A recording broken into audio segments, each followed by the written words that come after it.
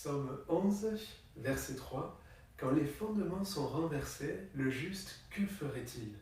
L'Éternel est dans son temple, l'Éternel a son trône dans les cieux, ses yeux regardent, ses paupières sondent les fils de l'homme. Et un peu plus loin, dans le psaume 29, verset 10, il est écrit « L'Éternel était sur son trône lors du déluge, l'Éternel sur son trône règne éternellement. » En d'autres termes, l'Éternel règne encore aujourd'hui. C'est lui qui est au contrôle.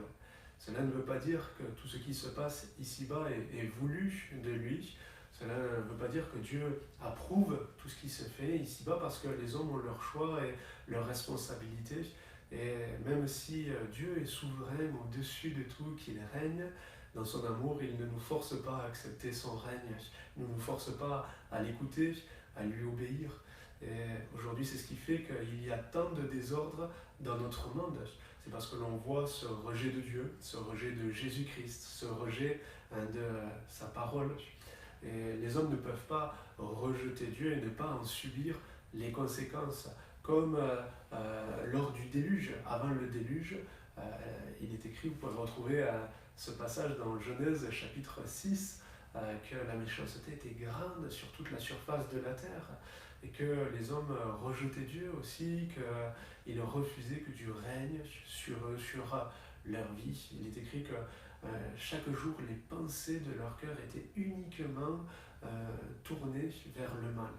Mais malgré tout cela, il y a eu Noé. Il est écrit « Mais Noé trouva grâce aux yeux de l'Éternel ».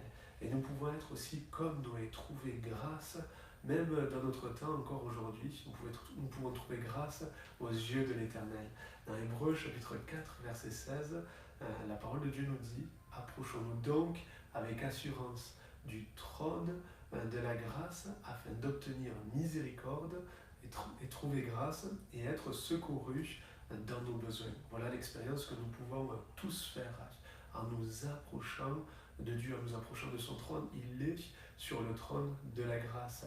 Pour combien de temps encore, on ne sait pas, mais pour l'instant, les portes de la grâce sont ouvertes et nous pouvons tous recevoir miséricorde, nous pouvons recevoir sa grâce, nous pouvons être secourus dans tous nos besoins parce que Dieu nous a donné une solution. De même que pour Noé, il y a eu une solution pour lui, pour sa famille, pour tous ceux qui auraient voulu l'accepter, il y avait une solution, mais les hommes ont rejeté, ils se sont moqués.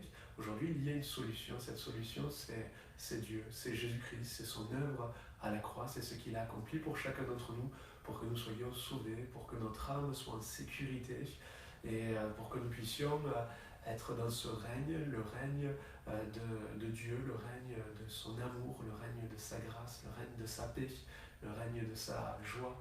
Voilà ce dans quoi il veut nous conduire, mais encore une fois, il ne nous force pas et il appartient à chacun d'entre nous de l'accepter. Et est-ce que vous avez accepté que Dieu règne sur votre cœur? Dieu règne, il est au-dessus de tout, on vient de le voir, mais est-ce que vous acceptez qu'il règne sur votre cœur? Est-ce que vous avez accepté Jésus-Christ?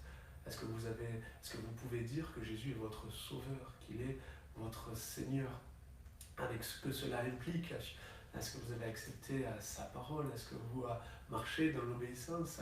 Si vous avez accepté comme cela que Dieu règne véritablement dans votre vie, eh bien vous êtes heureux, parce que vous êtes comme le psalmiste dans ce psaume 11, vous n'avez pas besoin de fuir les problèmes, les difficultés, et même quand les fondements sont renversés. Aujourd'hui, on voit beaucoup de fondements être renversés autour de nous, au niveau de la politique, au niveau de l'économie, au niveau de la morale, et même dans les couples, dans les familles, il y a plusieurs fondements qui peuvent être renversés. C'est peut-être même dans votre vie personnelle, des fondements qui sont renversés, dans votre santé, au niveau de votre travail, des situations personnelles. Mais dans tout cela, quand nous avons accepté Dieu, quand nous avons accepté que Jésus règne, nous l'avons accepté comme fondement, nous avons accepté que notre vie soit fondée sur lui, fondée sur sa parole.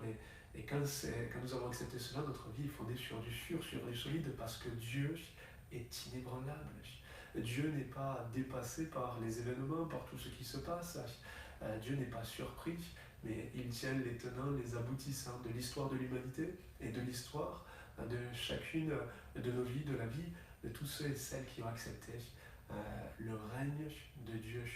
Alors, je vous encourage mes frères et sœurs, vous tous qui l'avez accepté, à vous approcher, à continuer de vous approcher de lui, à vous approcher du trône de la grâce pour obtenir miséricorde, trouver grâce, être secouru dans vos besoins. Gardons les yeux fixés sur lui. Quand les fondements sont renversés, le juste que ferait-il?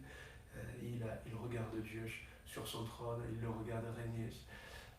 Il reste attaché à lui, en communion avec lui, et il s'attend à lui. Et si vous ne l'avez pas encore accepté, si vous n'avez pas encore accepté le règne de Dieu, eh bien, il est temps, c'est le moment, ne tardez pas, ne tardez plus, parce que ce que Dieu veut, c'est vraiment votre bonheur, c'est vraiment le meilleur pour chacun d'entre nous. Notre Dieu règne encore, jamais son amour ne s'endort. Ce qu'il nous promet reste vrai pour jamais.